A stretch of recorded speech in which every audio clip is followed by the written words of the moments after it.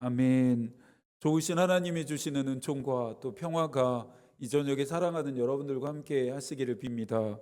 바벨론 포로 생활 5년째가 되는 해 에스겔은 그발 강가에서 놀라운 하나님의 영광을 보았습니다. 이스라엘 백성들에게 이 영광을 대언할 예언자의 부름도 받습니다. 에스겔서의 기록 목적은 심판과 희망을 알리기 위함입니다. 이 두 가지의 내용은 에스겔서 전체를 힘있게 끌어가는데요. 심판은 전적인 이스라엘 백성들의 죄악 때문이었습니다. 규례를 행하지 않음, 율례를 멸시함, 안식일을 더럽힘, 조상들의 우상들을 사모함 등 이 죄악들은 모두 다 하나님의 말씀을 가볍게 받아들인 결과였습니다. 이스라엘은 완전히 폐허가 되었고 이스라엘 백성들은 포로가 되었습니다. 아프고 고통스러운 심판의 시간을 지난 후에 이스라엘 백성들은 비로소 희망을 만나게 되는데요. 희망은 하나님의 전적인 은혜였습니다. 심판은 이스라엘 백성을 사랑하시는 하나님의 방식이기도 했습니다. 그러니 그 목적 또한 파멸이 아닌 회복이었습니다. 하나님은 이스라엘 가운데 자신의 영을 두고 그들을 살아나게 하시며 본국으로 돌아가게 하십니다. 이스라엘은 온전히 회복될 것이고 그들은 다시 하나님의 백성이 될 것입니다. 성전은 이스라엘과 하나님을 이어주는 장소입니다. 하나님이 성전에 계심은 이스라엘의 하나님 되시는 강력한 상징이었습니다. 이것 자체가 은혜이고 영광입니다. 구약 시대에는 하나님을 만나려면 성전으로 가야 했습니다. 대속을 위한 제물도 필요했죠. 성령의 시간을 살아가고 있는 우리는 언제나 어디서나 하나님과 접속할 수 있습니다. 십자가에서 흘리신 그리스도의 그 보혈의 능력이 그 공로로 말미암아 단번에 하나님 앞에 나아가게 되었습니다. 이것보다 더 큰 영광, 더한 은혜가 있을까요? 하나님이 내 존재를 성전 삼아 내 안에 영원히 거하신다 약속하셨습니다. 특권을 가졌는데 사용하지 않을 사람은 없겠죠. 놀라운 하나님 나라의 특권을 받았는데 우리는 왜 사용하지 않는 것일까요? 하나님과의 사귐안에서 얻는 것들에는 왜 관심이 없는 것일까요? 경제적인 가치가 없다 생각하기 때문입니다. 세상을 살아가는데 쓸모없다 여기기 때문입니다. 가끔 교우들이 개인적인 사정으로 인해 예배를 드리지 못할 때가 있습니다. 하나같이 긴급하고 중요한 일들임을 잘 알고 있습니다. 또 그럴 수밖에 없음도 이해합니다. 그러다가 가끔 생각하곤 합니다. 반대로 우리가 세상 일 앞에서도 이렇게 할 수 있을까?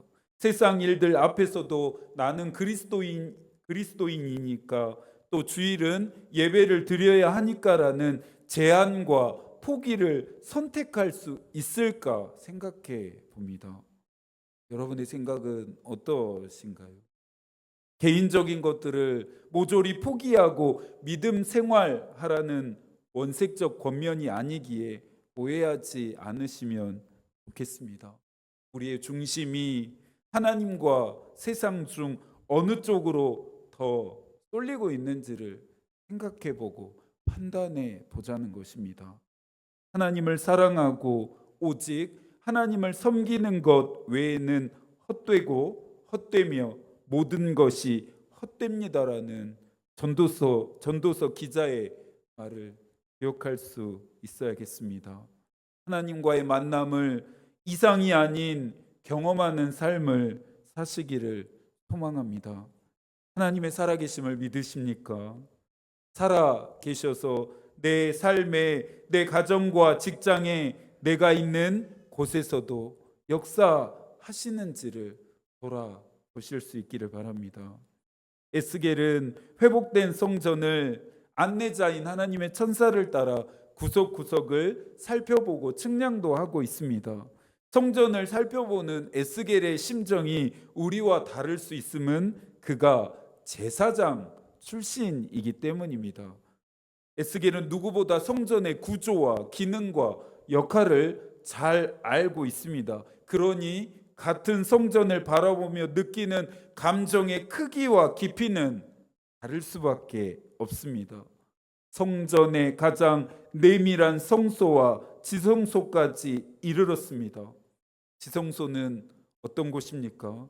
거룩하신 하나님의 영광이 머무는 곳입니다. 하나님이 계시는 곳입니다. 그런데 지금 이스라엘이 보고 있는 이 지성소는 아무것도 존재하지 않습니다. 지난 10장 18절입니다.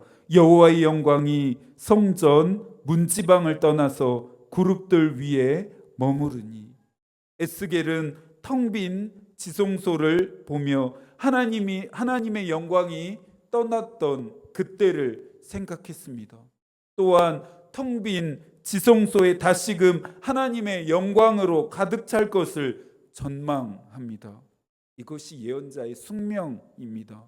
심판과 희망의 경계에서 살아가는 것입니다. 그리스도인은 하나님의 나라와 세상이라는 경계에서 살아갑니다. 경계라는 위치는 이 두 세계 모두 그리스도인에게 중요하다는 의미입니다. 하나님의 나라를 소망하면서 이 세상에 보냄을 받은 목적에도 충실해야 합니다. 이것이 그리스도인의 숙명입니다. 42장에서는 특별한 공간과 만나게 되는데요. 13절입니다. 그가 내게 이르되 좌우 골방 뜰 앞 곧 북쪽과 남쪽에 있는 방들은 거룩한 방이라. 거룩한 방, 즉 제사장들의 공간입니다. 제사장들의 공간의 기능은 세 가지인데요. 하나님께 드려진 제물의 일부를 여기에서 먹었고, 제사에 사용되어질 제물을 보관했고, 제사장의 사역을 위한 의복을 갈아 입었습니다. 거룩하신 하나님은 성전을 섬길 자들에게도 강도 높은 거룩함을 요구하십니다. 그들의 모든 일상은 정결해야 했고 철저하게 구별되어야 했습니다. 레위인들은 다른 지파들과 다르게 땅을 기업으로 받지 못했습니다. 하나님이 땅을 기업으로 주시지 않은 이유가 무엇입니까? 땅 대신에 하나님이 레위인들에게 기업이 되어 주셨기 때문입니다. 땅 대신 거주의 목적으로 48개의 성읍이 레위인들에게 주어졌습니다. 순번에 맞춰 성전에 올라가 사역하는 동안은 이 제사장들의 방을 사용합니다. 순번이 아닐 때는 하나님이 주신 성읍에서 살아갑니다. 사역과 삶의 공간은 곧 레위인들의 정체성이었습니다. 성전을 섬길 때뿐만 아니라 거주하는 성읍도 하나님을 예배하는 거룩한 곳이 되게 하는 영적인 의무와 책임이 레위인들에게 주어졌습니다. 교회는 거룩한 곳입니까? 그렇습니다. 교회는 거룩합니다. 하지만 교회만 거룩한 곳이다 생각한다면 그건 틀렸습니다. 건물로서의 교회는 하나도 중요하지 않습니다. 하나님의 임재의 여부에 따라, 거룩성의 유무에 따라 교회의 존재 목적이 달라지기 때문입니다. 찬란하고 화려했던 유럽의 교회들이 하나님의 임재가 사라지니 상업 및 관광을 목적으로 한 시설로 개조되고 또 매각되고 있습니다. 일상의 거룩이 중요합니다. 우리의 삶 전체가 거룩한 시간들이어야 한다는 말입니다. 그리스도인의 정체성은 내가 있는 곳을 거룩함으로 물들이는 것입니다. 거룩함이 넘치는 곳, 거룩함으로 물들어 가는 곳, 그곳이 곧 하나님의 성전이고 하나님의 성전인 그곳에 하나님은 계십니다. 서두에서 언급했던 일상과 가정과 직장 등에서 보이는 거룩함과 교회에서 예배를 드릴 때 나타나는 거룩함의 차이가 있어서는 안 됩니다. 순도 높은 똑같은 거룩함이어야 합니다. 에스겔이 살펴보고 있는 성전은 하나님의 영광이 부재한 상태입니다. 하나님의 영광은 외형적인 모습과 상관없이 성전되게 하는 유일한 조건입니다. 이후 에스겔이 보았던 텅 빈 지성소 안에 감당하지 못할 충만한 여호와의 영광이 깃들게 됩니다. 여러분은 그리스도인입니까? 일상 안에서 그리스도께서 함께하지 않으신다면 그리스도인이 아닙니다. 여러분 거룩한 삶을 살고 계신가요? 나의 말과 태도와 행동 등이 주께 하듯 하고 있지 않다면 거룩한 삶이다 말할 수 없습니다. 그렇다면 거룩하지 않는 내 자신을 보며 낙심하고 절망해야 할까요? 그렇지 않습니다. 하나님은 연약한 우리의 모습을 정죄하기보다 불쌍히 긍휼히 여기십니다. 불쌍히 여기시고 긍휼히 여기신다는 말씀이 저는 참 좋습니다. 나를 향한 그분의 마음이 오롯이 느껴집니다. 하나님은 연약한 우리를 성령의 능력을 통해 회복으로 이끄십니다. 이전 것은 지나가게 하고 새롭게 하십니다. 얼마든지 나의 삶 전체가 영광으로 다시 충만해질 수 있다는 희망과 용기를 줍니다. 에스겔서를 통해 우리에게 도전하는 거룩함은 신비가 아닌 일상을 살아가는 삶의 방식입니다. 헤셀도 말하는 것처럼 우리 믿음 생활의 목표는 거룩한 순간을 마주하기 위함이어야 합니다. 제한된 시간과 장소만이 아닌 일상 전체가 거룩함의 대상임을 깨달아야 합니다. 이제 남은 것은 우리의 결단입니다.